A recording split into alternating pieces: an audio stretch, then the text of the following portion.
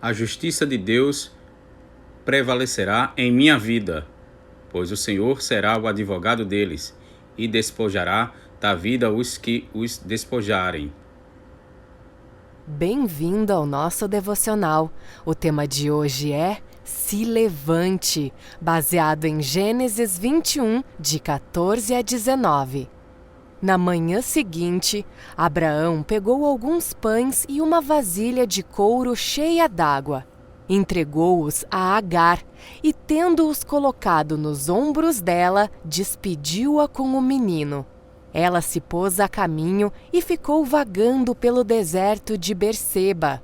Quando acabou a água da vasilha, ela deixou o menino debaixo de um arbusto e foi sentar-se perto dali, à distância de um tiro de flecha, porque pensou: não posso ver o menino morrer. Sentada ali perto, começou a chorar. Deus ouviu o choro do menino. E o anjo de Deus, do céu, chamou Agar e lhe disse: O que a aflige, Agar? Não tenha medo. Deus ouviu o menino chorar lá onde você o deixou. Levante o menino e tome-o pela mão, porque dele farei um grande povo. Então Deus lhe abriu os olhos e ela viu uma fonte. Foi até lá, encheu de água a vasilha e deu de beber ao menino. Deus havia prometido a Abraão que Sara, sua esposa, geraria um filho. Sara duvidou dessa promessa, já que sua idade era tão avançada, e teve a má ideia de permitir que seu esposo se deitasse com Agar, sua serva, a fim de tentar fazer com que a promessa de Deus se cumprisse. Deus não havia pedido nenhuma ajuda a Sara, e logo a promessa se cumpriu nos termos do Senhor. Sara engravidou, mesmo que em idade avançada, e deu à luz um filho chamado Isaque. Algum tempo depois, Sara começou a se incomodar com a presença de Ismael, filho de Abraão, com a serva Agar. Irritada, ela pede que seu esposo se livre de Ismael e sua mãe. Toda essa história de Abraão e seu filho Ismael parece conturbada, mas não podemos nos esquecer que Deus permaneceu no controle de todas as coisas. Como já vimos no trecho lido há pouco, Abraão despediu Agar e Ismael com alguns pães e um pouco de água. Agar vagueou pelo deserto de Berseba sem saber o que fazer. Quando a água acabou, ela deixou o menino Ismael sentado debaixo de um arbusto, e Deus ouviu o choro do menino.